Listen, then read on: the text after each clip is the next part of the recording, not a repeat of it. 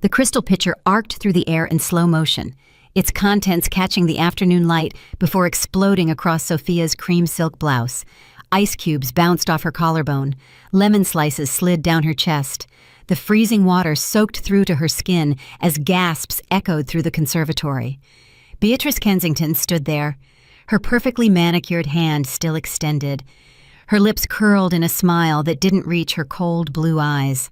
"Oops," she said, her voice dripping with false innocence. "How clumsy of me." The circle of wealthy women behind her tittered like a flock of vultures. Before we continue with what happened next, please hit that subscribe button and ring the notification bell. Stay with me until the very end of this story because what happens next will blow your mind. And comment below with the city you're watching from so I can see how far this story travels. Now let me take you back to where this all began. Sophia Hayes gripped the steering wheel so hard her knuckles turned white. The winding driveway seemed to stretch forever, lined with ancient oak trees that probably cost more than her childhood home. Her stomach churned as the Kensington estate came into view, a sprawling mansion that looked like it had been ripped from a period drama. This wasn't just a house. This was a monument to wealth, to legacy, to everything she wasn't. "You're doing it again," Theo said from the passenger seat. "Doing what?" Sophia glanced at him, then back at the road. "That thing where you hold your breath and look like you're about to face a firing squad." He reached over and squeezed her hand. "It's just my mother, Soph. She's going to love you." Sophia wanted to believe him. God, she wanted to believe him. But the knot in her stomach told a different story. She'd seen the photos, heard the stories. Beatrice Kensington wasn't just wealthy. She was old money, the kind of woman who could trace her lineage back centuries and probably had portraits of ancestors who'd signed important documents. "Just my mother," Sophia repeated flatly, "the woman who once made a duchess cry at a charity gala." "That duchess was embezzling from the children's fund," Theo said defensively. "Mother was completely justified." "She made her cry, Theo, in public, in front of 300 people." "Well, don't embezzle, and you'll be fine." He grinned, trying to lighten the mood, but Sophia couldn't match his smile. She pulled the car to a stop in front of the main entrance. A valet appeared immediately as if summoned by magic. Sophia stared at him. They had valets. Of course they had valets. She'd grown up in a 2-bedroom apartment in Queens where her mom worked double shifts at the hospital, and her brother Arthur wore second-hand clothes so she could have new school supplies. "Miss Puel," the valet said, opening her door. Sophia stepped out, smoothing down her dress. She'd agonized over this outfit for days. Not too casual, not trying too hard, professional, but approachable. The navy sheath dress had cost half her paycheck, but it felt like armor now. The front door opened before they reached it. Beatrice Kensington stood in the doorway like a queen surveying her kingdom. She was exactly as Sophia had imagined, tall, elegant, with silver hair pulled back in a perfect chignon. Diamond earrings caught the light. Her cream suit probably cost more than Sophia's car. "Theo, darling." Beatrice's face transformed when she looked at her son, genuine warmth flooding her features. She embraced him, kissing both cheeks. Then her gaze slid to Sophia. The warmth evaporated. "Mother, this is Sophia, my fiancée." Sophia extended her hand, willing it not to shake. "Mrs. Kensington, it's such a pleasure to finally meet you." Beatrice looked at Sophia's hand like it was a dead fish, then took it with just the tips of her fingers. The handshake lasted exactly 1 second. "How quaint," Beatrice said. "Do come in. The staff has prepared the conservatory for tea." She turned and walked inside her heels, clicking on marble floors that probably cost more than most people's houses. Theo leaned close to Sophia.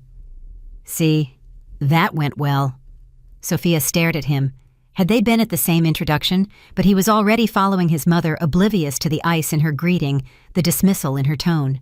Sophia followed them through hallways lined with oil paintings of stern-faced ancestors.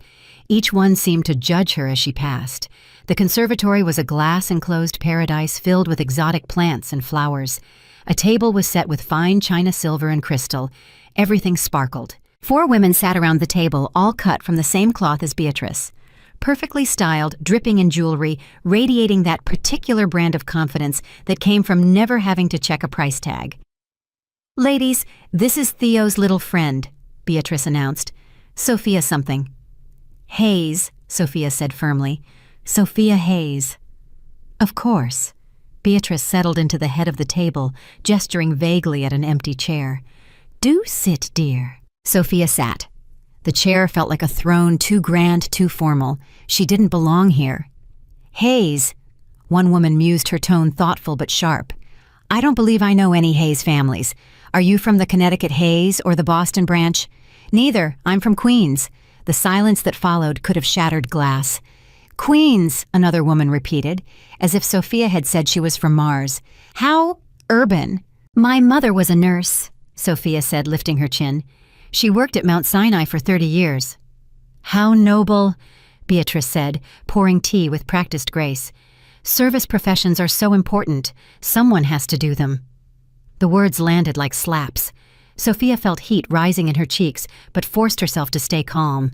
Theo was already on his phone, scrolling through emails, completely checked out of the conversation. And what do you do, dear? A woman with too much Botox asked. I'm an architect. I design sustainable, affordable housing. Affordable housing. Beatrice set down her teacup with a delicate clink. How charitable. Though I suppose that doesn't pay very well, does it?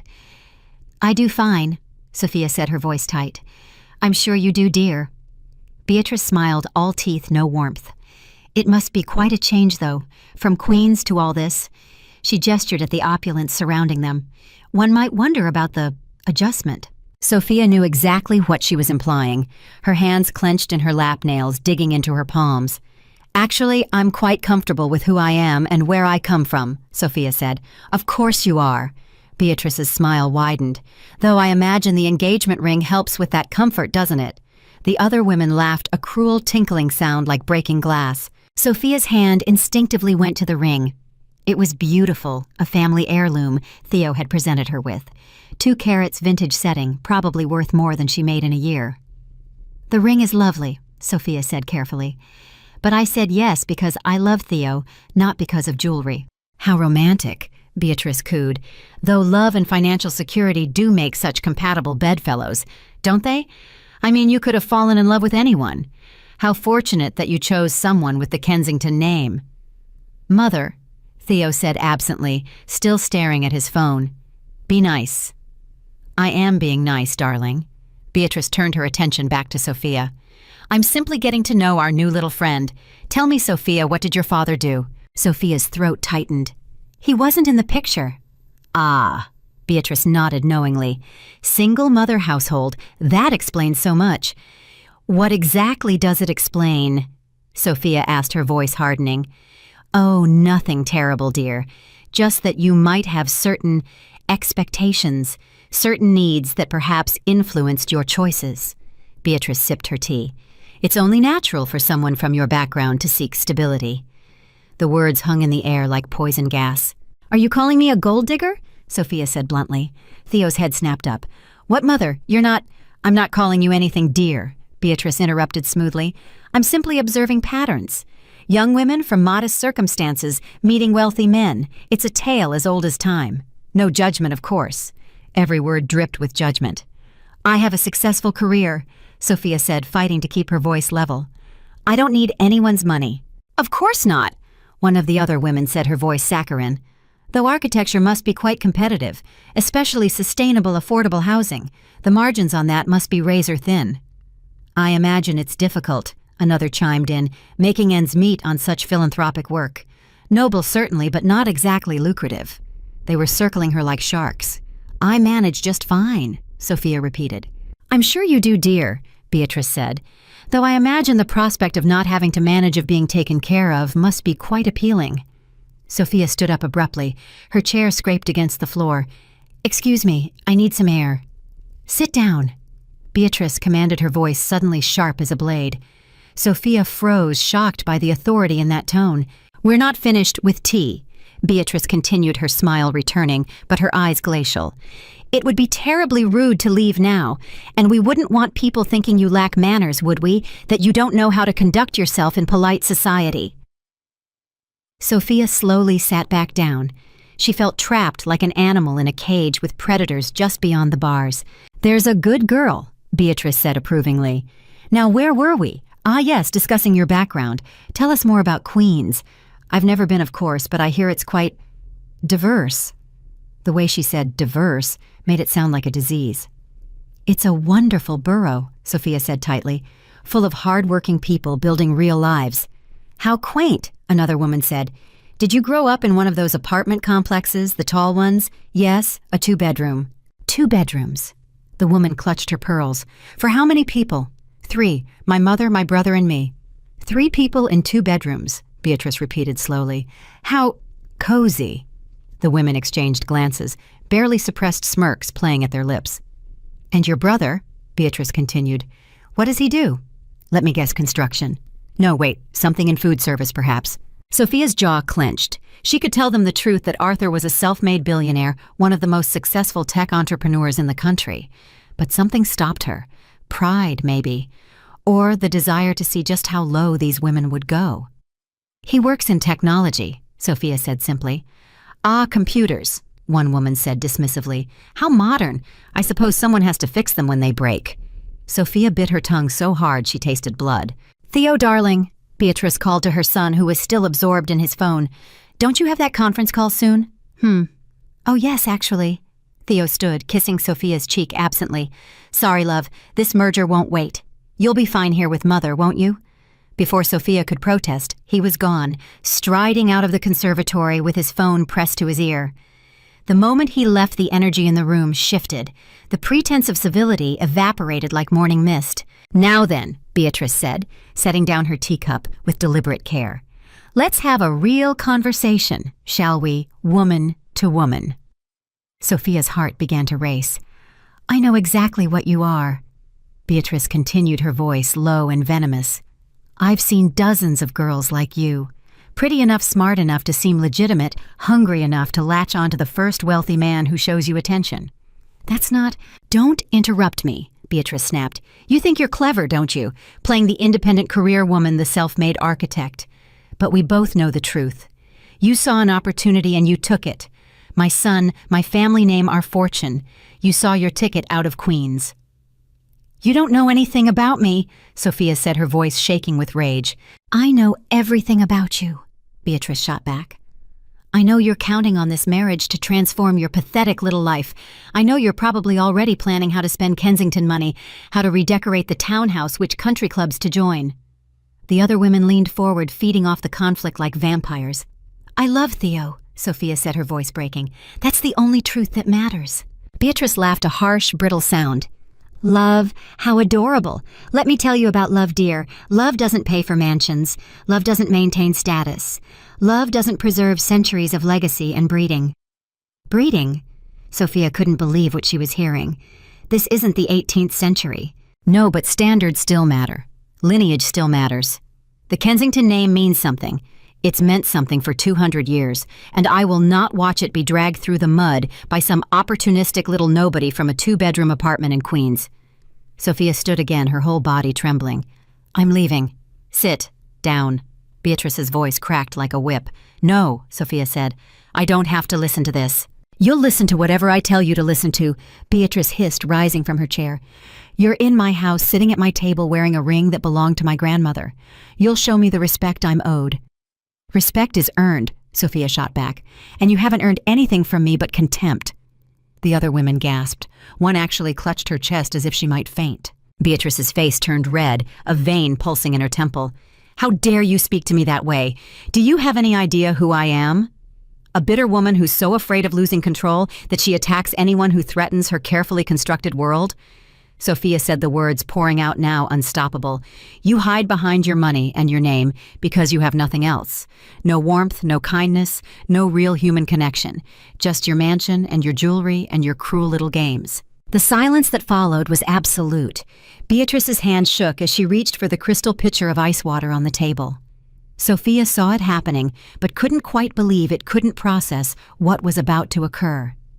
You need to learn your place, Beatrice said, her voice eerily calm. The pitcher lifted, tilted. The water caught the afternoon sun streaming through the glass conservatory, refracting into tiny rainbows as it flew through the air. Then it hit Sophia full in the chest. The shock of cold water stole her breath.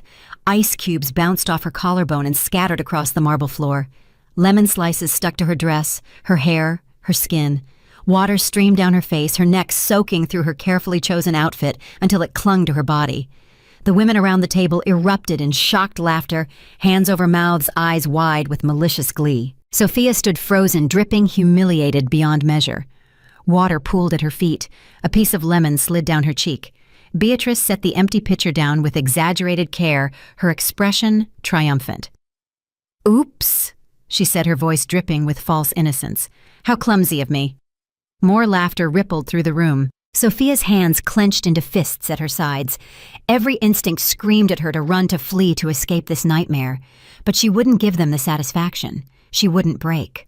She stood there, water dripping from her hair, her chin lifted high, her eyes blazing with fury and determination. "Is that the best you can do?" Sophia said quietly. Beatrice's smile faltered for just a moment. The door to the conservatory suddenly burst open with such force that the glass panes rattled in their frames. Everyone turned. A man stood in the doorway, backlit by the afternoon sun, streaming through the main hall, his silhouette broad and imposing. He was flanked by two men in dark suits, clearly security. His presence commanded immediate attention, sucking all the air from the room. He stepped forward into the light. Arthur Hayes wore a charcoal Tom Ford suit that fit him like it had been painted on. His watch caught the light, a Patek Philippe, that cost more than some cars. His shoes were Italian leather, polished to a mirror shine. Everything about him screamed power money success, but it was his face that made Beatrice's smile vanish completely. Arthur's expression was carved from ice, his dark eyes scanning the scene with cold precision. He took in Sophia standing there, soaked and humiliated, the empty pitcher in Beatrice's hand, the circle of laughing women. His jaw clenched. "Hello, little sister," Arthur said, his voice deceptively soft. "I see you've met my future in-laws." Sophia's breath caught. "Arthur, what are you doing here?" "Saving you from these vultures," he said, his eyes never leaving Beatrice. "Though it looks like I'm a few minutes too late." Beatrice had gone pale, her hand still gripping the empty pitcher. Who are you?" Arthur smiled, and it was the most terrifying expression Sophia had ever seen on her brother's face. "I'm Arthur Hayes, CEO of Hayes Technologies. Net worth approximately $8.3 billion at last count, though the market's been volatile lately, so that number fluctuates." The women around the table had stopped laughing. They sat frozen, looks of dawning horror spreading across their faces. "You're the Arthur Hayes," one woman whispered. "The tech billionaire. The very same." Arthur walked slowly into the conservatory, his security team flanking him. "And this woman you just assaulted with a pitcher of ice water. She's not just some nobody from Queens.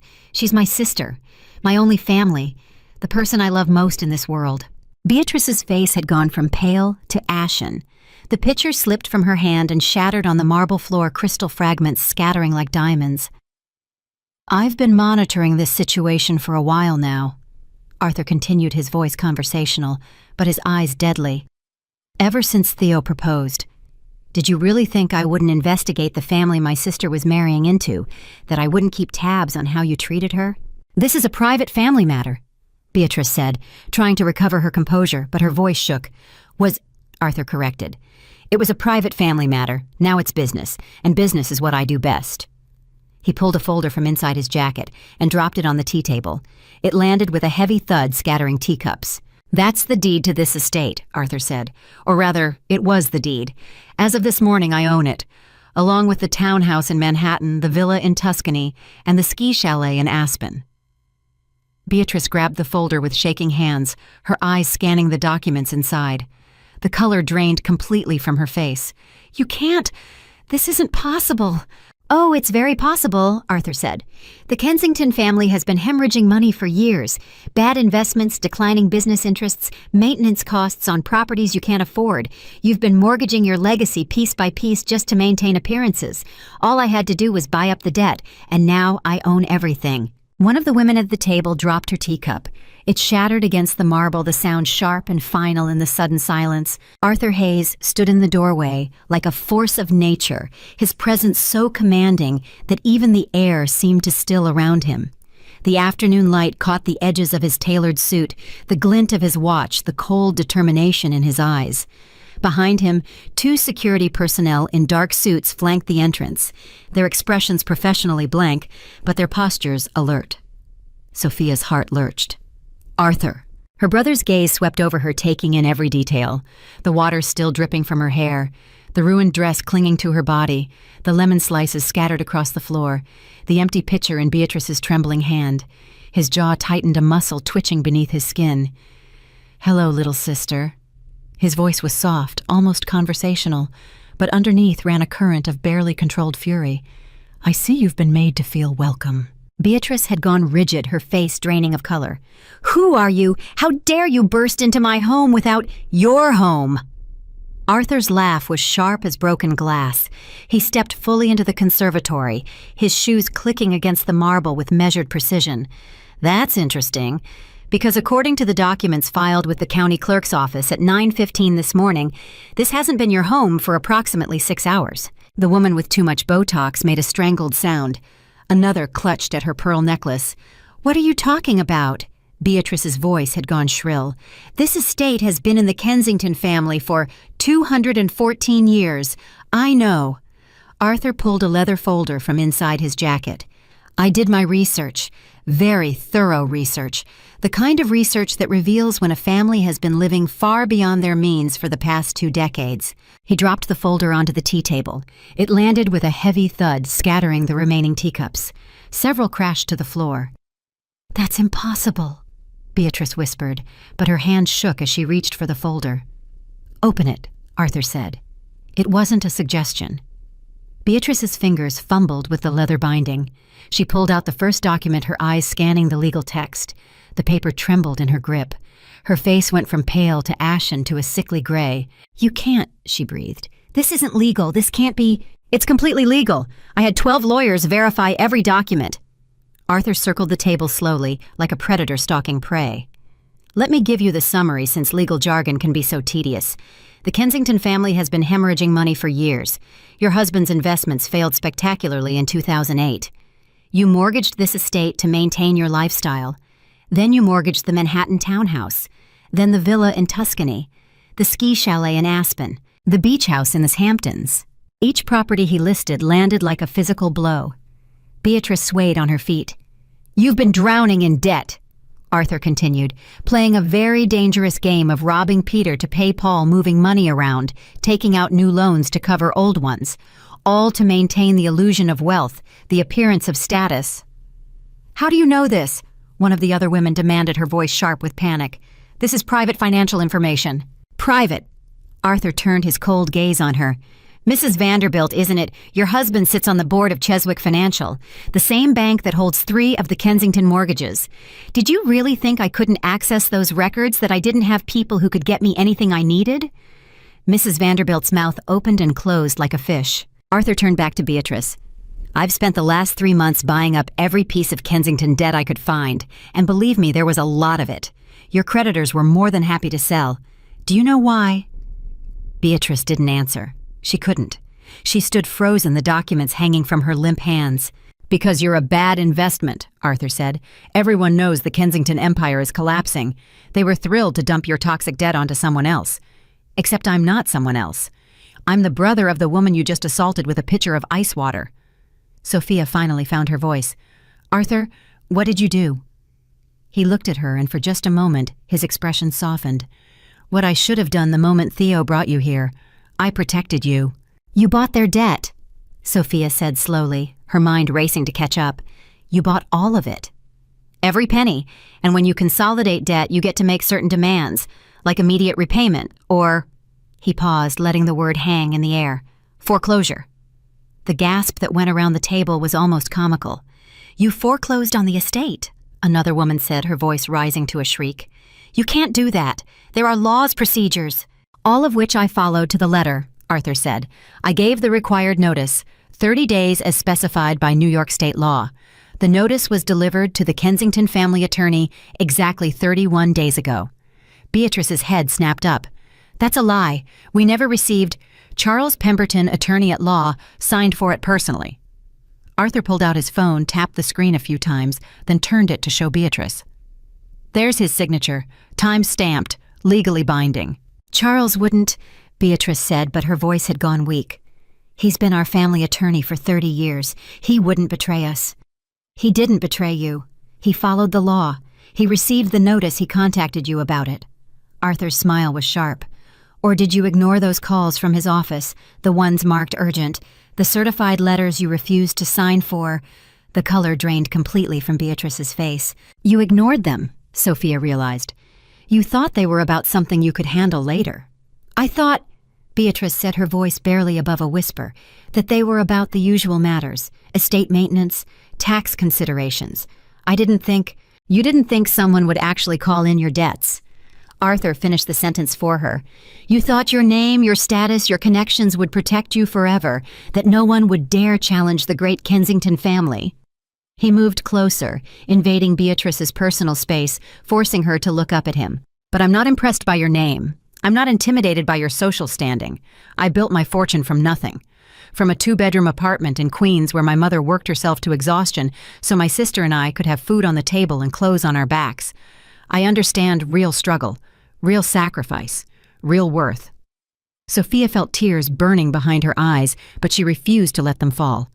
Not here, not in front of these people. So when I discovered that the woman my sister loved, Arthur continued, his voice dropping to something dangerous, was marrying into a family that looked down on her, that mocked her background, that treated her like garbage, I did what any good brother would do. I made sure I had leverage. This is extortion, Beatrice hissed. No, this is business. Perfectly legal business. Arthur stepped back, addressing the entire room now.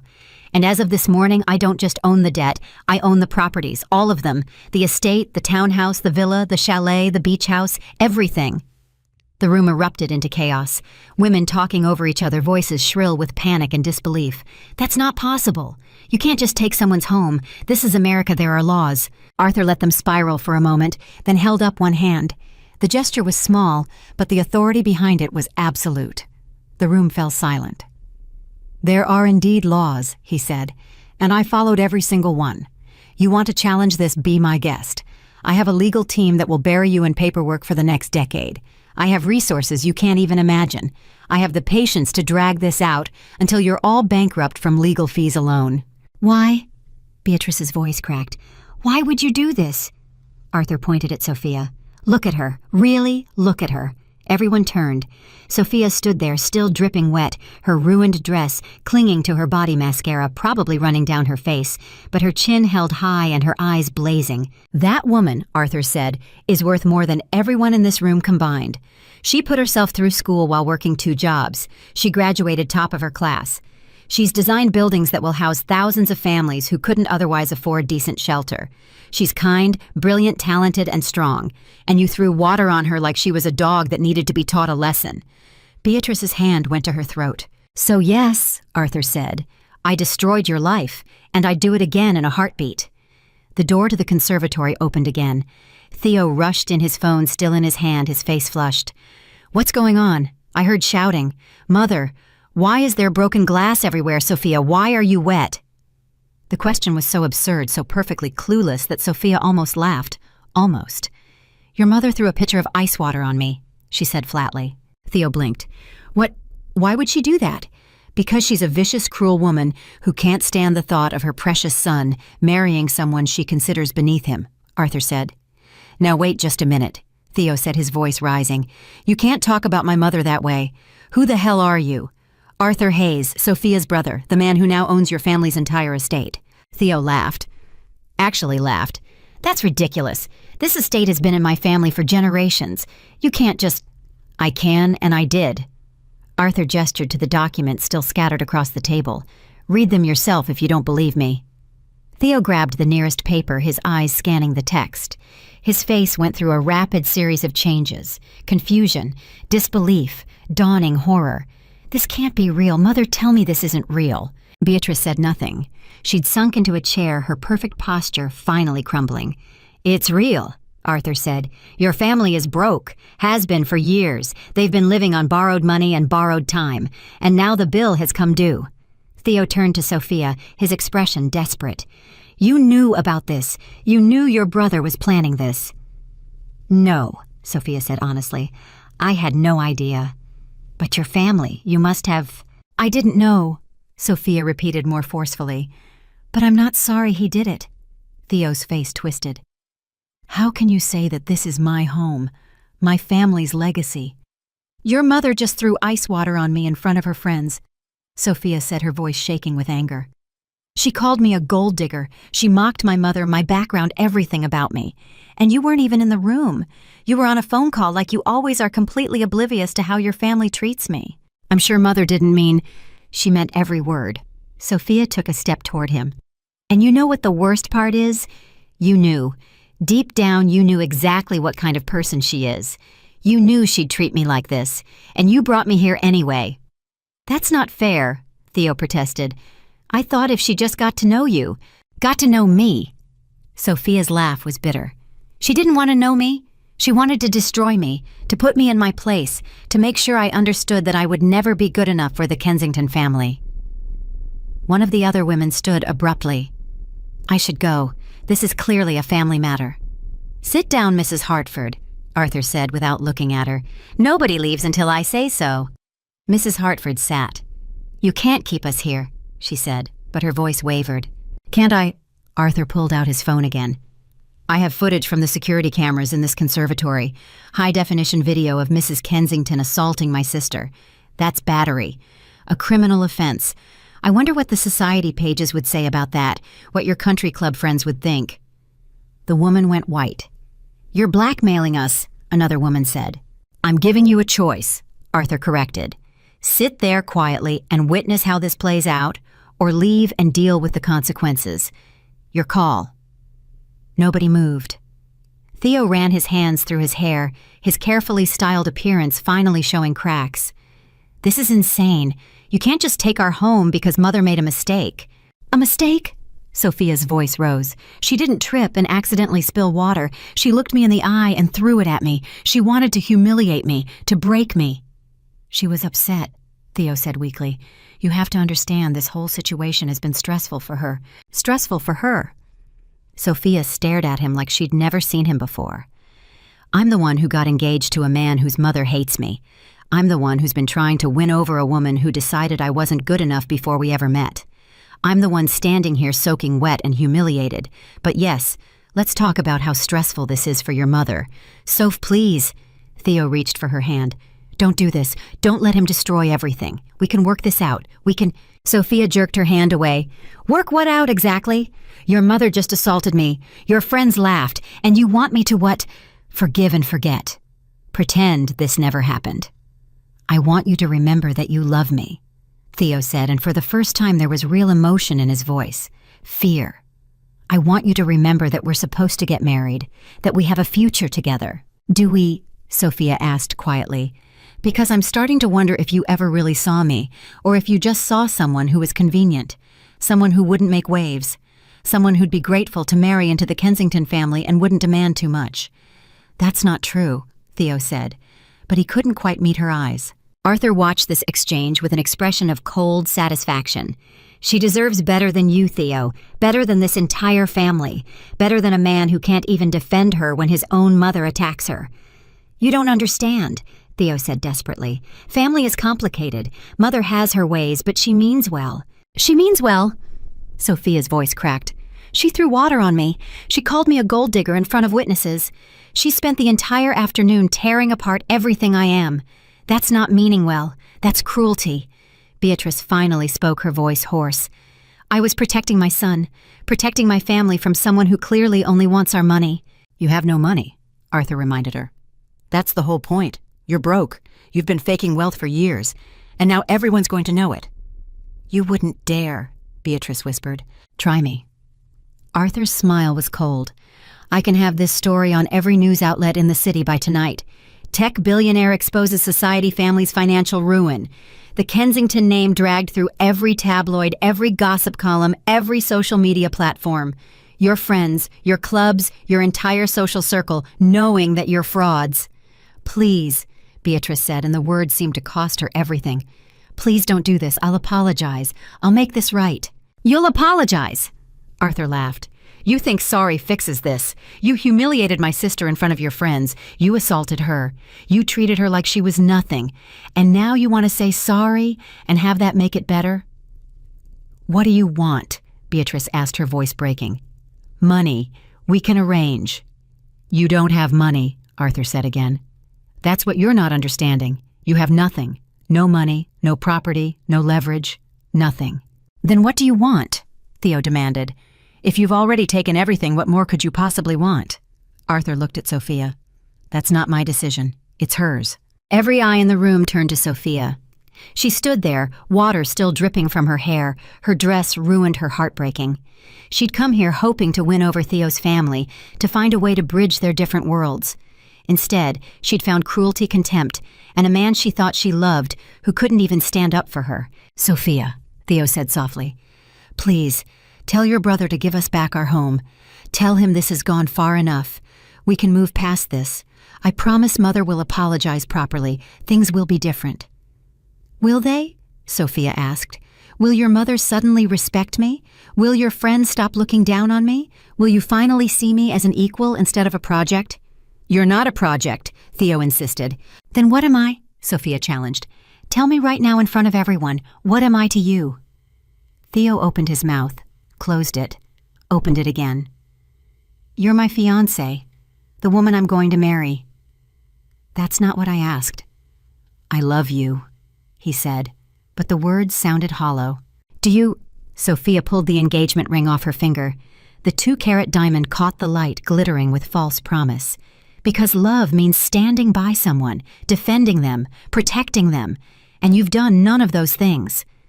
Sophia, don't... Theo's voice rose in panic. Don't do this. Don't throw away what we have because of one bad afternoon. One bad afternoon. Sophia's laugh was sharp. This isn't about one afternoon. This is about every time you dismissed my concerns about your mother. Every time you told me I was overreacting. Every time you chose your family's comfort over my dignity. She held out the ring. Theo didn't take it. Please, I'm begging you, don't end this. We can work through it. I'll talk to Mother. I'll make her understand. She understands perfectly, Sophia said. She understands that she doesn't respect me and never will. The question is, do you... The silence stretched out painful and revealing. Of course I respect you, Theo finally said. Then why didn't you defend me? Sophia asked, and her voice broke on the question. Why did you leave me alone with them? Why did you let your mother treat me like garbage? I didn't know, Theo said desperately. I was on the phone. I didn't know what was happening. You could have stayed, Sophia said. You could have put down your phone and been present, but your business call was more important than making sure I was okay. She pressed the ring into his hand, closing his fingers around it. Sophia, no, Theo said, tears in his eyes now. Please, I love you. I'll do better. I promise I'll do better. I believe you try, Sophia said softly, but this isn't about trying anymore. This is about who we are, who you are, and I don't think you can be the person I need you to be. Not with this family, not with these expectations. She turned to Arthur. Can we go now? Arthur nodded once sharp and final. We can go. Wait! Beatrice struggled to her feet, her hands gripping the edge of the table. Wait, please. This doesn't have to end like this. We can talk. We can find a solution that works for everyone. There is no solution, Sophia said, her voice surprisingly steady. You made your position very clear. I was hasty, Beatrice said quickly. I reacted poorly. I can see now that I misjudged you. If you'll just give me another chance. Another chance to what? Sophia turned back to face her. To humiliate me differently, to find more creative ways to make me feel small. No, Beatrice's voice cracked. I was wrong. I see that now. You're clearly not what I thought. Your brother is Arthur Hayes. That changes everything. The words hung in the air like poison. Sophia felt something inside her chest twist and break. That changes everything, she repeated slowly. Not because I'm a good person. Not because I'm talented or kind or worthy, but because my brother is rich. Beatrice's mouth opened and closed. She'd revealed her true nature without even realizing it. Do you hear yourself? Sophia asked. 5 minutes ago, I was a gold-digging nobody from Queens. Now that you know Arthur is a billionaire, suddenly I'm acceptable. Suddenly I deserve basic human decency. That's not what I meant, Beatrice stammered.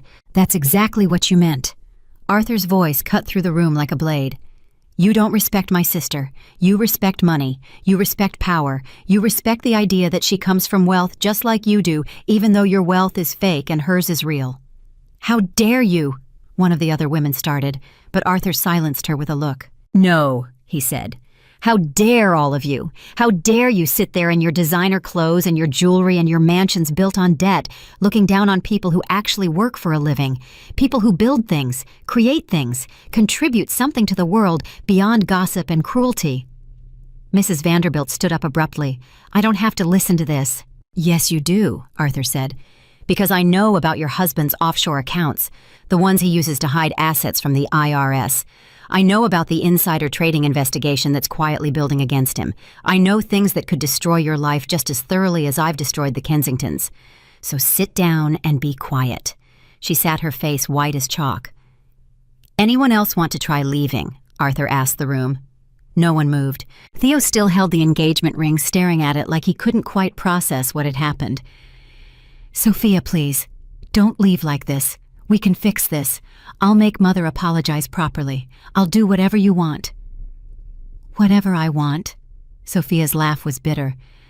"I wanted you to love me enough to stand up for me. I wanted you to see me as an equal. I wanted a partner, not someone who'd throw me to the wolves to avoid family conflict." "I do see you as an equal," Theo protested. "No, you don't." Sophia's voice was quiet but certain. "You see me as a project, someone you could mold into the perfect Kensington wife. Someone grateful enough for the opportunity that she wouldn't demand too much or make waves or expect you to actually choose her over your mother." "That's not true," Theo said, but his voice lacked conviction. "Isn't it? Then why did you leave me alone with her? Why didn't you stay to make sure I was okay?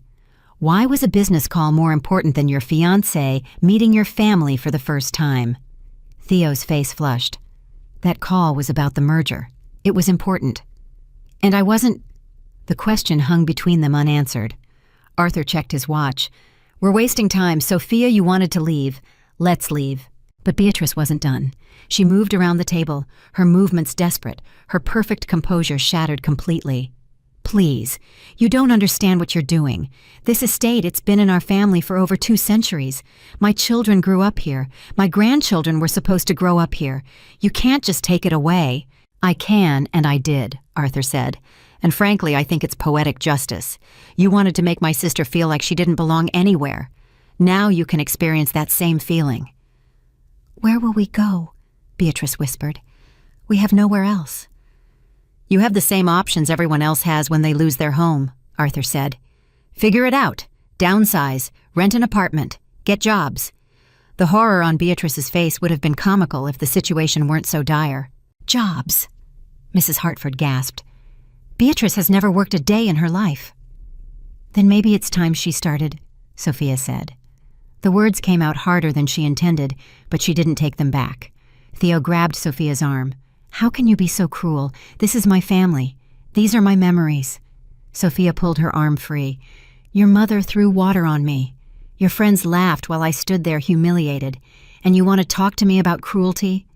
"That's different," Theo said desperately. "How? How is it different?" "Because this is our home, our legacy. You're taking away everything we are." "No," Sophia said. "I'm not taking anything. Arthur is, and he's taking things property money. Your mother tried to take my dignity, my self-worth, my sense of belonging. Those things matter more than any estate." One of Arthur's security guards spoke quietly into his earpiece, then leaned close to Arthur. "Sir, the media has started gathering at the front gate. Someone tipped them off." Arthur's smile was sharp. Perfect timing. Beatrice's head snapped up.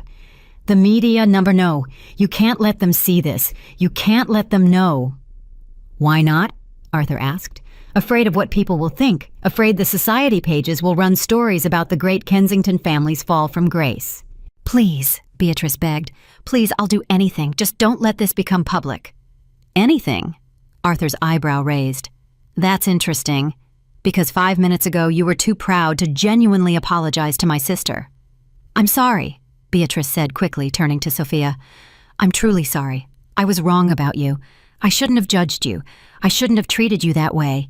Please forgive me." The words tumbled out fast and desperate, completely lacking the sincerity of real remorse. "You're not sorry," Sophia said quietly. "You're scared. There's a difference." "I am sorry," Beatrice insisted. "I swear I am. I'll make it up to you. I'll tell everyone how wonderful you are. I'll sponsor you at the club. I'll introduce you to everyone important. I'll—" "Stop," Sophia said, her voice firm. "Just stop. You still don't get it, do you? I don't want your sponsorship. I don't want your introductions. I don't want anything from you except to never see you again." Beatrice recoiled as if she'd been slapped. The security guard spoke again to Arthur. "Sir, the reporters are requesting a statement." "Tell them I'll be out in 5 minutes," Arthur said. He looked at Beatrice. "You have 5 minutes to decide how this plays out. Option 1, you accept what's happened with dignity. You leave quietly. You don't contest the foreclosure. You don't make trouble. In exchange, I'll make sure the media coverage focuses on the business side of things. Corporate acquisitions, financial restructuring, boring stuff that won't destroy you socially." "And option 2, Beatrice asked, her voice barely above a whisper. "Option 2, you fight me. You try to contest the foreclosure. You make accusations. You try to turn public opinion against me. And in response, I release everything. The full extent of your debt, your husband's failed investments, the bankruptcy you've been avoiding through creative accounting, the creditors you've been dodging, every sordid financial detail. I'll make sure everyone knows that the Kensington fortune has been a lie for years." The women around the table looked at each other with panicked expressions. "Plus," Arthur continued, "I'll release the security footage of you assaulting my sister, high-definition video of you throwing water on a defenseless woman. Let's see how your social circle reacts to that." Beatrice swayed on her feet. Theo caught her arm, steadying her. "You're a monster," Theo said to Arthur. "No," Arthur replied calmly. "I'm a brother. There's a difference." Sophia touched Arthur's arm. "Can I talk to you privately?" Arthur looked at her, his expression softening slightly. "Of course." They stepped to the far side of the conservatory away from the others. Arthur's security guards moved to block the view, giving them a moment of privacy. "You didn't have to do this," Sophia said quietly. "Yes, I did," Arthur replied. "Did you see your face when I walked in? You were trying so hard to be strong, but I could see how much they'd hurt you. I could see it, Soph, and I couldn't let them get away with it." "But you took their home. Their entire life. They took yours first." Arthur's voice was fierce. "They tried to make you feel like you didn't deserve happiness, like you weren't good enough, like you should be grateful for scraps from their table. That's worse than taking a house." Sophia felt tears burning behind her eyes. "I thought I loved him. I really thought Theo was different." "He's not," Arthur said gently. "He's exactly like them. Maybe a little nicer, a little more oblivious, but he's still one of them. He'll always choose his family over you. He'll always prioritize their comfort over your dignity." "I know," Sophia whispered. "I know that now." Arthur pulled her into a hug, careful of her wet clothes. "You deserve so much better. Someone who'll fight for you. Someone who'll stand beside you no matter what. Someone who sees your worth without needing a bank statement to prove it." Sophia buried her face in her brother's shoulder, finally letting a few tears fall. "What do I do now?" "Now." Arthur pulled back his hands on her shoulders. "Now you hold your head high, you walk out of here, and you let me handle the rest." "What are you going to do?" "That depends on them." Arthur glanced back at the group huddled around the table. "If they're smart, they'll take option 1. If they're not, well, I've got a very expensive legal team that loves a good fight." Sophia took a shaky breath. "I don't want revenge. I just want to be done with all of this." "I know. But you also don't want them doing this to someone else, do you? The next girl who isn't rich enough or connected enough, the next person they decide to humiliate." Sophia thought about that. She thought about other women sitting in this conservatory, facing Beatrice's cruelty, drowning in the laughter of people who'd never worked a day in their lives. "No," she said finally, "I don't want that." "Then let me do this. Let me make sure they understand that actions have consequences, that money doesn't make you untouchable, that treating people like garbage comes with a price." Sophia nodded slowly. "Okay." They walked back to the group. Beatrice looked up hopefully, desperately searching Sophia's face for signs of mercy. "Have you decided?" Arthur asked her. "What choice do I have?" Beatrice said bitterly. "You've backed me into a corner." "You backed yourself into a corner the moment you threw that water," Arthur corrected. "I'm just holding you accountable." "Fine," Beatrice said. "Option 1, we'll leave quietly. We won't contest anything. Just please keep our financial situation private." "Smart choice," Arthur said. He pulled out his phone and made a call. "Jenkins, yeah, send out statement number 3. Corporate acquisition angle. Keep it dry and boring. He paused, listening. No, don't mention the assault. Not unless they force my hand. He hung up and looked at Beatrice. You have 24 hours to vacate the property. Take your personal belongings. Family photos, clothes, small valuables. Everything else stays. Furniture, art, vehicles, all of it. That's part of the estate. 24 hours. Theo's voice rose. That's impossible. We need time to find somewhere to go to make arrangements. You should have thought of that before your mother decided to assault my sister, Arthur said coldly. 24 hours, and if you remove anything that's not explicitly personal property, I'll add theft charges to the battery charges I'm already sitting on. Mrs. Vanderbilt stood up again, her movements shaky. Can we go now, please? Yes, Arthur said. All of you can go. Except I'd think very carefully about what you say when you leave here. Remember, I know things about all of you, things you'd prefer stayed private. So if I hear rumors, if I hear gossip, if I hear anything that damages my sister's reputation, there will be consequences. The women gathered their purses with trembling hands. They moved toward the door like prisoners being released, not quite believing they were free to go. Mrs. Hartford paused at the door. For what it's worth, I never liked you anyway, Beatrice. You've always been insufferable. She walked out. Another woman followed. This is what you get for years of looking down on everyone. Karma's a bitch. One by one they abandoned Beatrice. The women who'd laughed at Sophia's humiliation, who'd enabled Beatrice's cruelty, now turned on her without hesitation. Allies only when she had power, gone the moment she lost it. Soon, only Beatrice, Theo, Sophia, and Arthur remained in the conservatory. Theo looked at the ring still clutched in his hand. I really did love you, you know. This wasn't about money for me. Maybe not, Sophia said. But it wasn't about me either, not really. It was about the idea of me, the woman you thought you could shape me into. That's not fair, Theo said. Life isn't fair, Sophia replied. I learned that today. She turned to Arthur. Can we go now, please? Yeah, Arthur said. We can go. Sophia walked toward the door, her wet shoes squelching slightly on the marble. She didn't look back, didn't give Theo or his mother the satisfaction of seeing her cry. She kept her chin up and her spine straight. Arthur followed his security guards, falling into step behind them. Sophia, wait, Theo called out. Please, this can't be how it ends. We were going to get married. We had plans, a future. Sophia stopped at the doorway but didn't turn around. We had a fantasy. There's a difference. She walked out.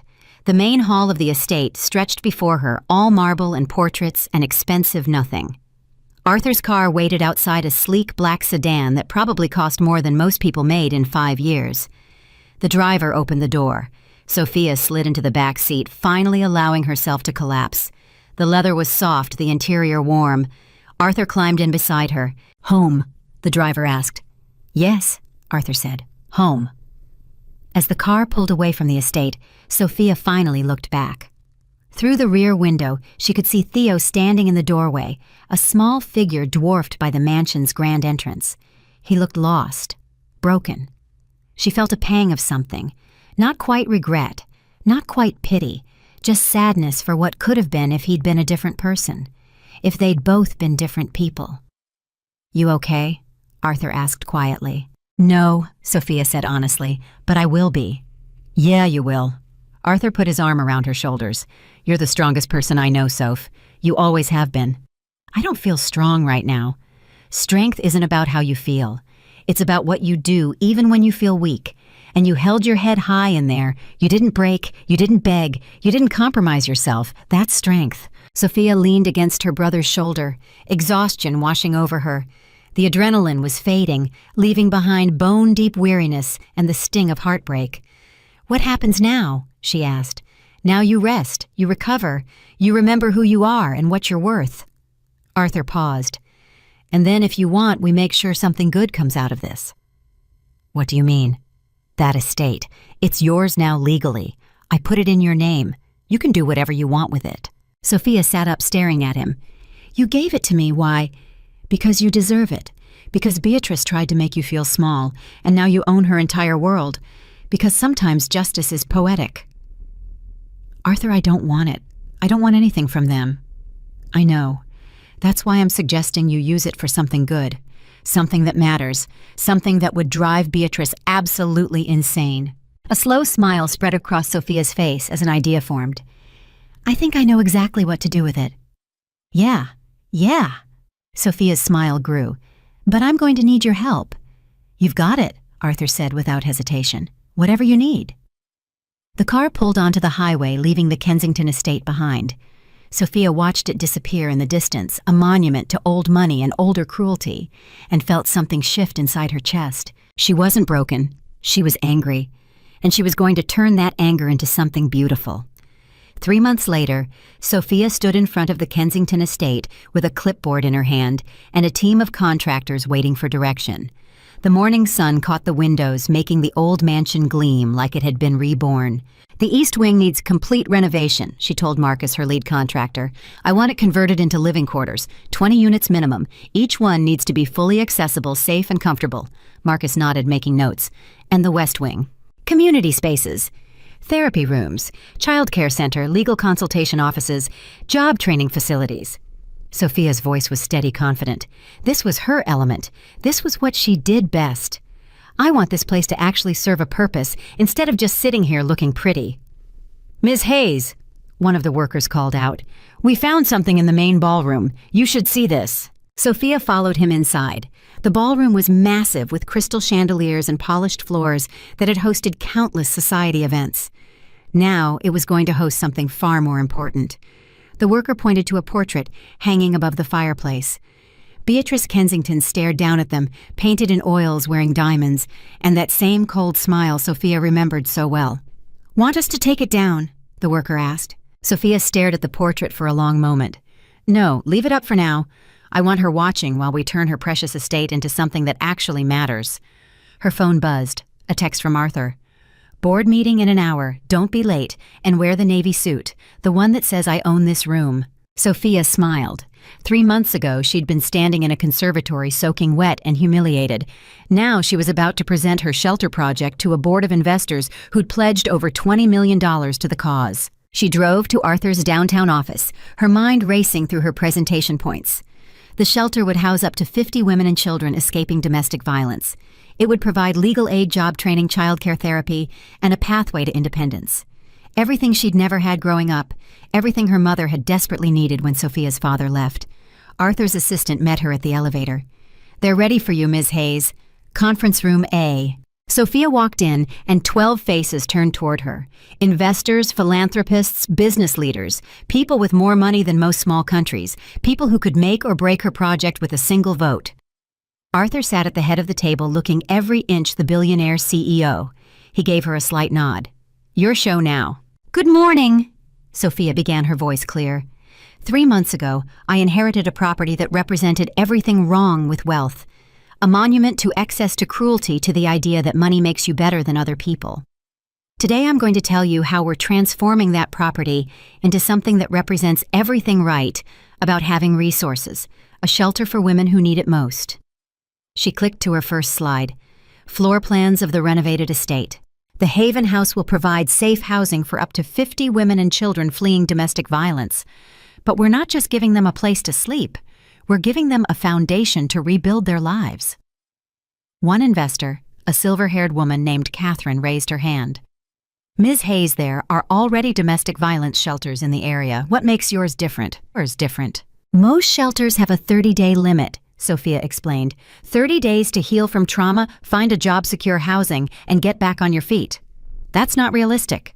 Our residents can stay up to 2 years. We provide job training, legal assistance therapy, childcare, and career counseling. We help them build actual independence, not just escape immediate danger. That sounds expensive, another investor said. It is, Sophia agreed. That's why I'm asking for your help. The estate itself is paid for. I own it outright, but renovations, staffing, programming, that all requires capital. I'm asking for $20 million in initial funding with a plan for sustainability through grants, donations, and a social enterprise program where residents can earn income through cottage industries. A man in an expensive suit leaned forward.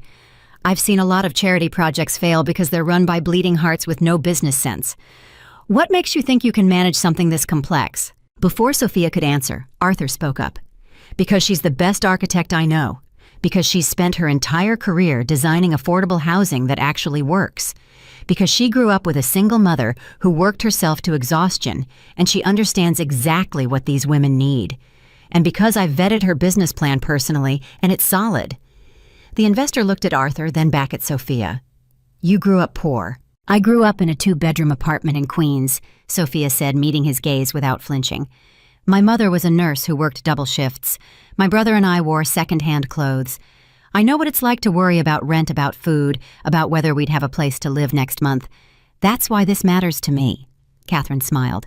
That's exactly why I'm voting yes. We need people running charities who actually understand the problems they're trying to solve. The discussion continued for another hour. Questions about budgets, staffing, sustainability outcomes. Sophia answered each one with facts, figures, and passion. She showed them testimonials from other shelters, success stories, research data. She made them see not just the numbers, but the women whose lives would change. Finally, Arthur called for a vote. 12 hands went up. Unanimous approval. Sophia felt her knees go weak with relief. Thank you. All of you. You have no idea what this means. Actually, Catherine said, I think we do. My daughter left an abusive marriage 3 years ago. She stayed in a shelter for 2 weeks before they had to turn her out to make room for someone else. She ended up going back to her husband because she had nowhere else to go. He put her in the hospital a month later. The room went silent. She survived. Catherine continued, her voice thick with emotion. She got out, eventually found help elsewhere. But I've always wondered how many women don't survive. How many go back because they have no other options. So yes, Ms. Hayes, I know exactly what this means. After the meeting, Sophia collapsed into a chair in Arthur's office. I can't believe that just happened. Arthur said, pouring her a glass of water. You were brilliant in there. Professional, passionate, prepared. You made them believe in the project. $20 million, Sophia said, still processing. That's real. That's going to change lives. It already has. Arthur sat across from her. Yours for starters. 3 months ago, you were engaged to a man who didn't deserve you, trying to win over a family that would never accept you. Now, look at you. Sophia's phone rang. Unknown number. She almost didn't answer, but something made her pick up. Hello? Sophia, it's Theo. Her stomach dropped. She hadn't heard his voice since that day in the conservatory. What do you want? She asked, her tone cold. I need to talk to you, please, just 5 minutes. I don't think that's a good idea. Please. His voice cracked. I'm begging you. Just 5 minutes. There's a coffee shop on 5th and Madison. I'll be there in an hour. If you don't show up, I'll never bother you again. He hung up before she could respond. Arthur had heard the whole thing. You're not seriously considering going? I don't know, Sophia said. Maybe I need closure. Maybe I need to hear what he has to say. He's going to try to manipulate you, to make you feel guilty, to get you to give back the estate. I know. But I also know I can handle it now. I'm not the same person I was 3 months ago. Arthur studied her face. You're really going? Yeah, I am. Then I'm coming with you. No, Sophia said firmly. This is something I need to do alone. An hour later, Sophia walked into the coffee shop. It was small, quiet, the kind of place that sold $5 lattes and had uncomfortable modern furniture. Theo sat in the corner looking like he'd aged 10 years in 3 months. His suit was still expensive, but it hung on him differently now. He'd lost weight. There were dark circles under his eyes. His usual polished appearance had frayed at the edges. You came, he said, standing up too quickly. I wasn't sure you would. You have 5 minutes, Sophia said, not sitting down. Talk. Theo gestured to the chair across from him. Please, sit. I bought you a latte. Vanilla like you used to get. Sophia remained standing. 4 minutes and 30 seconds. Theo's face crumpled. God, Sophia, I've missed you. I've missed you so much. Is that what you called me here to say? No, I mean yes, but... He ran his hand through his hair. Everything's fallen apart. The wedding's canceled, obviously. Mother's barely speaking to me. The family's reputation is destroyed. We're living in a rental apartment in New Jersey, Sophia. Do you have any idea how humiliating that is? Is this seriously what you wanted to talk about? Sophia asked, her voice dangerously quiet. How hard your life has been. No, I'm explaining. Theo stopped, took a breath. I'm trying to explain why I need your help. There it was, the real reason for this meeting. My help, Sophia repeated flatly. The estate. If you could just consider selling it back to us. We'd pay you, obviously. Maybe not immediately, but we'd work out a payment plan. We could get investors restructure. No. The word landed like a hammer. You didn't even let me finish, Theo protested. I don't need to. The answer is no. The estate is being converted into a women's shelter. Construction started 2 weeks ago. Theo's face went pale. A shelter. You're turning my family's home into a shelter. Yes, for women escaping domestic violence, women who need help, who need safety, who need someone to actually give a damn about them. That's vindictive, Theo said, his voice rising. You're doing this to hurt my mother. I'm doing this to help people who need it. If it happens to drive your mother insane, that's just a bonus. How can you be so cruel? This is my family's legacy you're destroying. Sophia leaned forward, her hands on the table. Your family's legacy is cruelty. It's looking down on people. It's making others feel small to make yourselves feel big. I'm not destroying that legacy. I'm replacing it with something better. We could have worked things out, Theo said desperately. You and me. We were good together. We could have been happy. No, we couldn't, because you would always put your family first. You would always choose your mother's approval over my dignity. You proved that. I've changed, Theo insisted. These past 3 months, they've changed me. I see things differently now. You see things differently because you lost everything. If you still had money, if your mother still had power, you'd be exactly the same person you were. Theo's jaw clenched. That's not fair. Life isn't fair. You taught me that. I loved you, Theo said, and tears actually formed in his eyes. I still love you. No, you don't. You love the idea of me. You love what I represented. The sweet, grateful girl from Queens who'd be so thankful to marry into the Kensington family. But I'm not that girl, I never was. Then who are you? Theo asked. I'm Sophia Hayes. I'm an architect. I'm a woman who knows her worth. I'm someone who doesn't need a man or a family name or a fancy estate to prove I matter. And I'm someone who's done wasting time on people who don't value me. She turned to leave. Wait, Theo called out. Please, just tell me one thing. Did you ever really love me? Or was it always about getting back at people like us? Sophia stopped, looked back at him. I loved who I thought you were. The man you pretended to be when it was just the two of us. The man who seemed kind and thoughtful and different from his family. But that man doesn't exist. He never did. You're exactly like them, Theo. You just hide it better. She walked out, leaving her untouched latte on the table. Outside, she pulled out her phone and called Arthur. Can you send a car? I'm done here. That fast.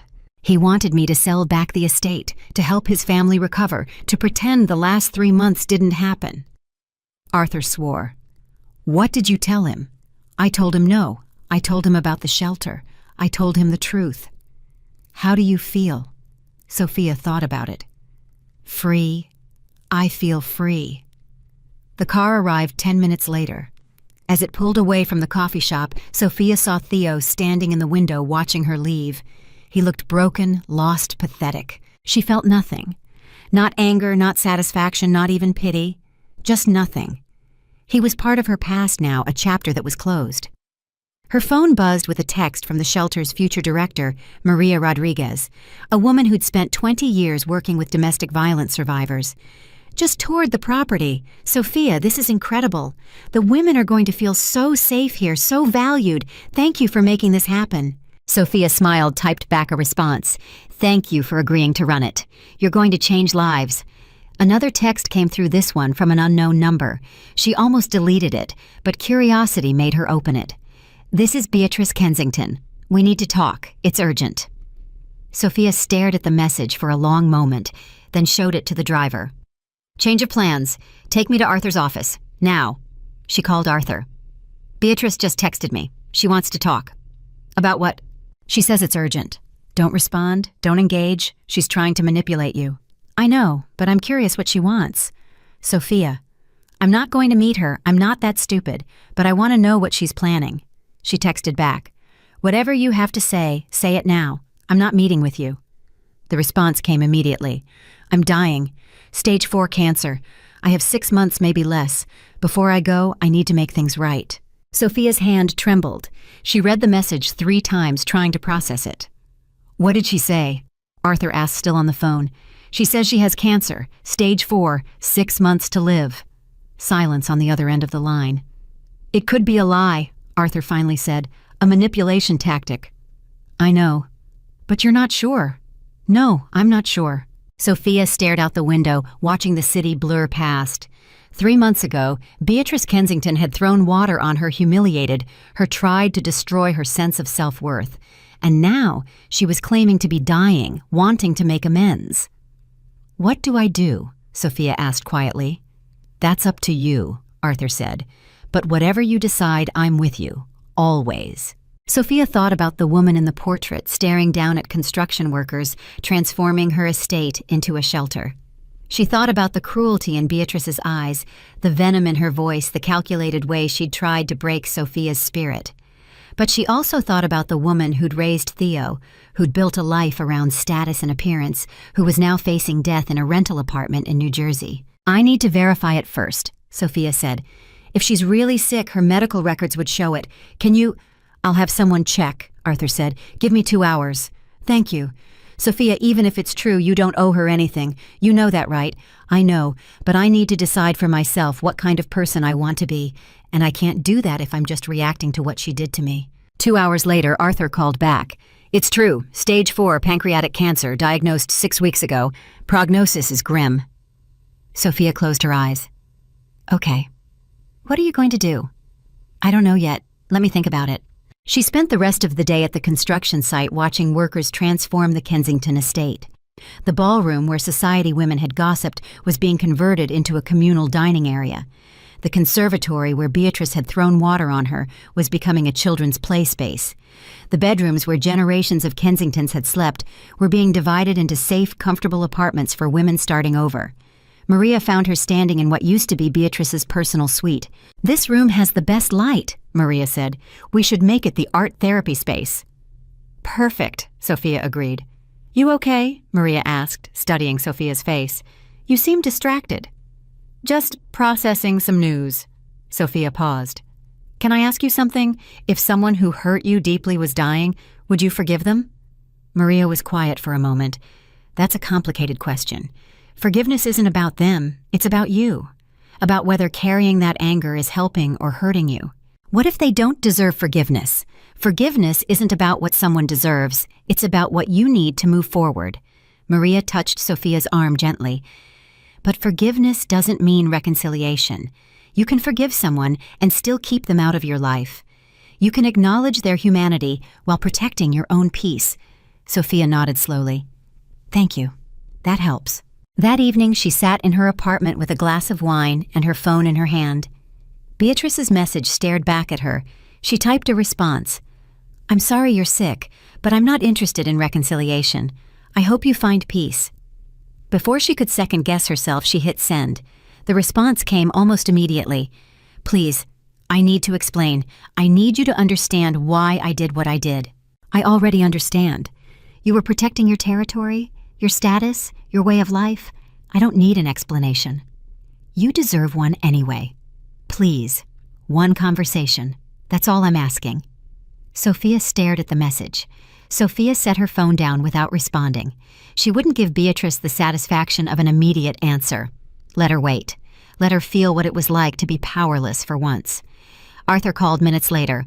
"She contacted you, didn't she? How did you know?"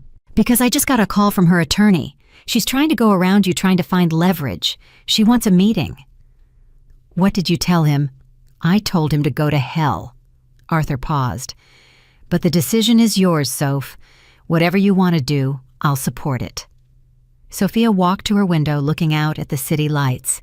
Somewhere out there, Beatrice Kensington was dying in a rental apartment, her empire gone, her legacy crumbling, her time running out. "I'll meet with her," Sophia said finally. "But on my terms, at the estate. I want her to see what her precious home has become." "Are you sure that's a good idea?" "No, but I'm doing it anyway." 2 days later, Sophia stood in the main entrance of the estate as a car pulled up. Beatrice emerged slowly, moving carefully, like every step hurt. She'd lost weight, her skin had a grayish tinge, and her once perfect posture had collapsed into a tired slump. But her eyes were still sharp, still calculating. "Thank you for seeing me," Beatrice said, her voice weaker than Sophia remembered.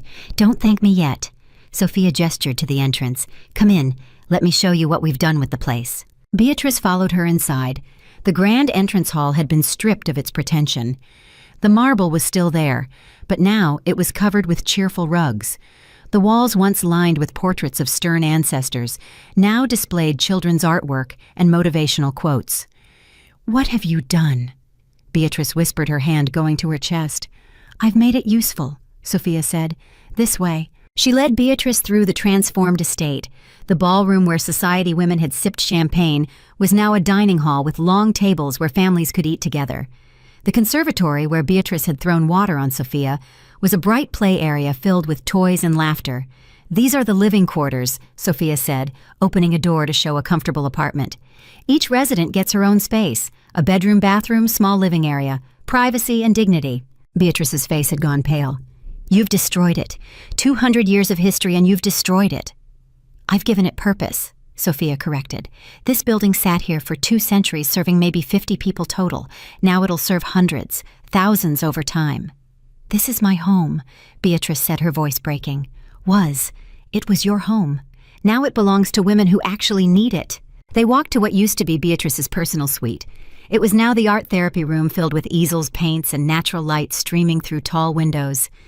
Beatrice sank into a chair, suddenly looking every one of her 68 years. "Why did you agree to meet with me if you were just going to torture me?" "I'm not torturing you. I'm showing you reality. This is what your legacy has become, something that actually matters." "You hate me," Beatrice said. It wasn't a question. "No," Sophia said, surprising herself with the truth. "I don't hate you. I pity you." Beatrice's head snapped up. "Pity? You built your entire life around status and appearances. You measured your worth by how much you could look down on others. And now you're dying, and what do you have to show for it? A son who can barely look at you. A family name that's become a punchline. A legacy of cruelty." Tears formed in Beatrice's eyes. "You think I don't know that? You think I haven't realized what I've lost, what I threw away?" "Then why did you do it?" Sophia asked, genuinely curious now. "Why treat me that way? What did I ever do to you?" Beatrice was quiet for a long moment, staring at her hands. "You reminded me of someone." "Who?" "Myself, 40 years ago." Sophia sat down across from her, shocked. "What?" "I wasn't born a Kensington," Beatrice said, her voice barely above a whisper. "I was born Beatrice Murphy. My father was a plumber in Brooklyn. My mother cleaned houses. I grew up in a neighborhood not so different from Queens." Sophia's mind reeled. "You're lying." "I wish I was." Beatrice's laugh was bitter. "I met Richard Kensington at a charity gala. I was there serving drinks and he thought I was one of the guests. We started talking. He fell in love with the woman I pretended to be, educated, refined, from a good family. All lies. His family never knew. They suspected. His mother certainly did. She made my life hell for the first 10 years of our marriage. Every day was a test. Every social event was a minefield. One wrong fork, one mispronounced word, and she'd look at me like I was dirt on her shoe." Beatrice wiped her eyes. "So I worked. I studied. I learned how to be a Kensington. I buried Beatrice Murphy so deep that even I forgot she existed. And when Richard's mother finally died, I swore no one would ever make me feel that way again." "So you became her," Sophia realized. "You became the cruel mother-in-law. I became what I needed to be to survive, to protect my position, to make sure no one ever questioned whether I belonged. And when you met me, I saw everything I'd tried to escape, the working-class background, the lack of pedigree, the earnest belief that hard work and talent were enough." Beatrice's voice hardened. "I saw the girl who hadn't learned yet that the world doesn't care about merit. It cares about money and connections and knowing which fork to use. So you tried to break me before I could learn those lessons the hard way. I tried to save Theo from making the same mistake Richard made, from bringing someone into the family who didn't belong." "Except I did belong," Sophia said. "Not because of Arthur's money, because I'm a human being who deserves basic respect." "I know that now." Beatrice's shoulders slumped. "I know a lot of things now. Funny how facing death gives you clarity." "Is that why you wanted to see me, to confess your tragic backstory and expect forgiveness?" "No." Beatrice met Sophia's eyes.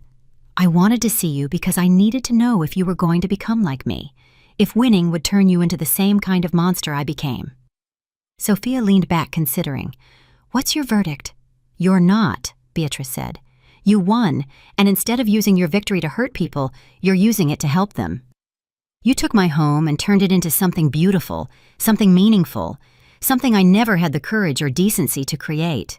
"You could have," Sophia said. "You had money influence time. You could have done anything with your life. Instead, you chose cruelty. I chose survival, or what I thought was survival." Beatrice stood slowly wincing. "I'm not asking for forgiveness. I don't deserve it. I'm just asking you to understand that the world breaks some people, and broken people break others. That's not an excuse. No, it's an explanation. There's a difference." Sophia walked Beatrice to the door. Outside, the car waited to take her back to New Jersey, back to her small rental apartment, back to her diminished life. "One more thing," Beatrice said. "Theo keeps asking about you, wondering if there's any chance—" "No," Sophia said firmly. "Tell him to move on. I have. He really did love you, you know, in his own limited way. Limited love isn't enough. Not for me. Not anymore." Beatrice nodded slowly. "You're stronger than I ever was. I threw water on you, humiliated you in front of my friends, and you stood there like a queen. I would have crumbled, would have run, would have believed everything they said about me." "Maybe," Sophia said, "but I had something you didn't. Your brother's money. My brother's love. Unconditional, unwavering love from someone who knew my worth even when I doubted it. You never had that." Beatrice's face crumpled. "No, I never did." She got into the car without another word. Sophia watched it drive away, carrying the woman who'd tried to destroy her back into obscurity. Maria appeared at Sophia's side. "Was that who I think it was?" "Yeah." "How do you feel?" Sophia thought about it. "Lighter. Like I just set down something heavy I'd been carrying." "Forgiveness will do that." "I didn't forgive her," Sophia said quickly. "Didn't you?" Maria smiled. "You let her see what you'd created. You listened to her story. You gave her a moment of your time when you could have slammed the door in her face. That's a kind of grace, even if it's not forgiveness." 3 weeks later, Sophia stood on a small stage in the estate's main hall. 50 chairs were filled with donors, community leaders, local politicians, and most importantly, the first 5 women who'd been accepted into the Haven House program. 6 months ago, Sophia began, her voice steady. This building represented everything wrong with wealth, excess, exclusivity, the idea that some people matter more than others. Today we're opening its doors to represent something better: safety, opportunity, the idea that everyone deserves a chance to start over. She looked at the women in the front row, a young mother with a black eye that was finally fading, a grandmother who'd been trapped in an abusive marriage for 40 years, a teenager who'd run away from home to escape her stepfather. "This is for you," Sophia continued, "for every woman who's been told she's worthless, for every mother who stayed in danger because she had nowhere else to go, for every person who needs someone to believe in them when they can't believe in themselves. Welcome home." The applause was thunderous. People stood wiping their eyes, reaching for each other's hands. Arthur stood in the back, beaming with pride. He caught Sophia's eye and nodded once. "You did it, kid." After the ceremony, reporters clustered around Sophia. Questions flew fast. "Ms. Hayes, is it true this estate belonged to your former fiancé's family?" "Yes." "And you foreclosed on them?" "My brother did legally and appropriately after they defaulted on multiple loans." "Some people are calling this revenge. What do you say to that?" Sophia smiled. "I say revenge would have been selling it to developers. Revenge would have been tearing it down. Instead, I'm using it to help people. If that's revenge, I'll take it." "What about Theo Kensington? Have you spoken to him since the breakup?" "No, and I don't plan to. That chapter of my life is closed." "One more question," a young reporter called out. "What would you say to women who are currently in situations like the ones your residents are escaping?" Sophia looked directly at the camera. "I'd say you're stronger than you know. I'd say there are people who will help you if you're brave enough to ask. I'd say the person hurting you doesn't define your worth.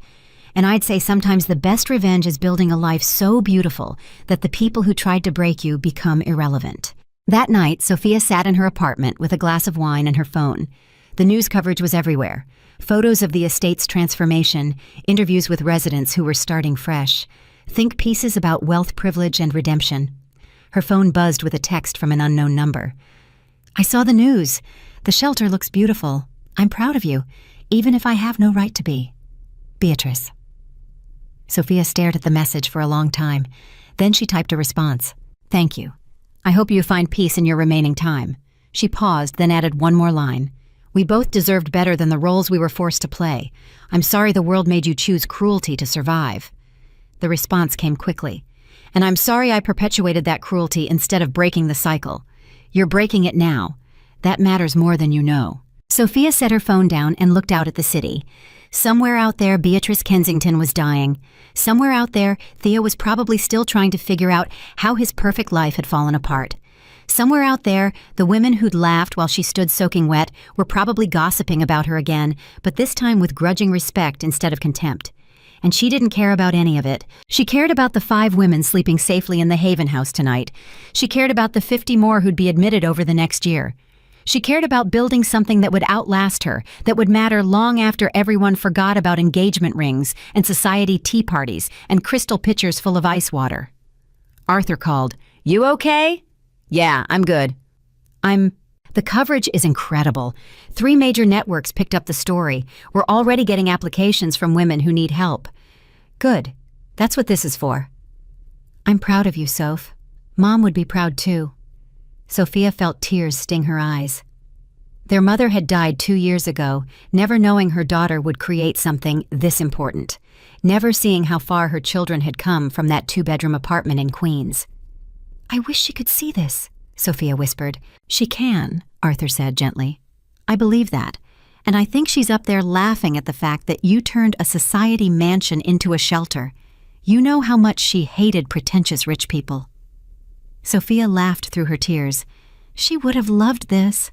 She loved you. That's why you're capable of doing this. Because she taught you that people matter more than things, that kindness is strength, that you measure your worth by what you give, not what you take. They talked for another hour, reminiscing about their mother planning the shelter's future, dreaming about how many lives they could change. 2 months later, Sophia received a call from Beatrice's attorney.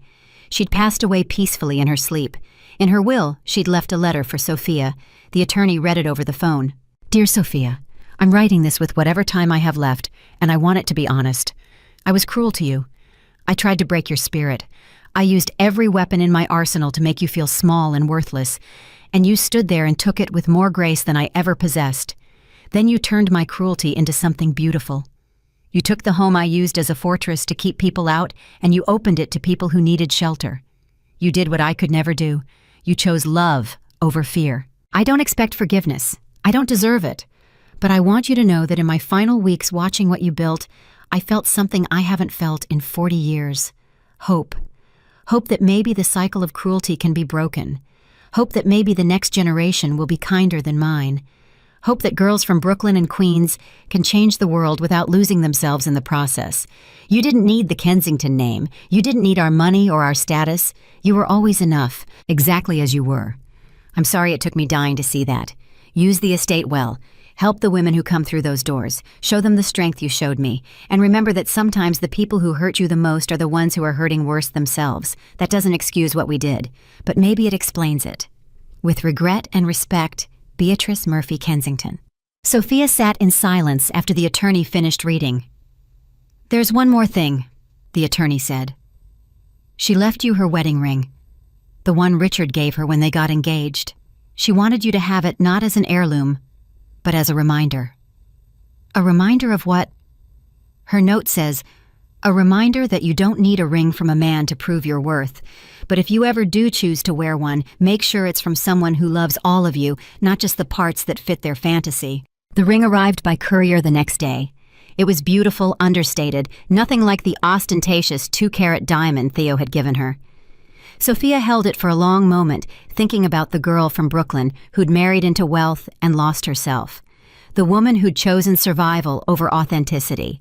The dying woman who'd finally found the courage to speak the truth. She put the ring in a small box and placed it on her desk, not to wear but to remember where she came from, to remember the choices she'd made, to remember that winning isn't about revenge or proving people wrong. It's about building something that matters. 1 year later, the Haven House celebrated its first anniversary. 30 women had graduated from the program. They'd found jobs, secured housing, rebuilt their lives. Some had reconciled with family. Others had started over completely. All of them had found safety and support and the chance to remember their own worth. Sophia stood in the art therapy room watching a new resident paint.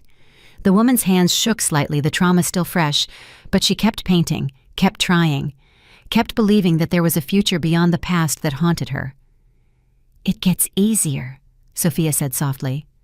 The woman looked up, hope and fear warring in her eyes. "Does it really?" "Yes, not quickly, not smoothly, but yes, it gets easier. And one day you'll wake up and realize you're not just surviving anymore. You're living." The woman smiled, tentative but real. "Thank you for this place, for giving us a chance. Thank you for being brave enough to take it." Sophia walked through the estate, her estate watching women laugh and children play and futures unfold. This was her legacy, not a name or a fortune or a society position. But this. Lives changed, cycles broken, hope restored. Her phone buzzed, a text from Arthur. "Board meeting next week, new project. I think you're going to love it." She smiled and typed back, "Can't wait." Because there was always another project, another life to change, another wrong to right. And Sophia Hayes, the girl from Queens, who'd been told she wasn't good enough, who'd had ice water thrown on her by a woman who'd forgotten her own humble beginnings, who'd turned humiliation into purpose and pain into power, was just getting started. The crystal pitcher that had soaked her that terrible day sat in a display case in the entrance hall, now with a plaque beneath it that read, "From cruelty to kindness, from fear to hope, from one woman's weapon to every woman's reminder that we are stronger than the things meant to break us." And every woman who walked through those doors, every person who found safety within these walls, every life that was rebuilt and restored and renewed was proof that true wealth wasn't measured in money or status or family names. It was measured in the lives you touched, the people you helped, and the courage to choose love over fear, kindness over cruelty, and hope over bitterness every single day.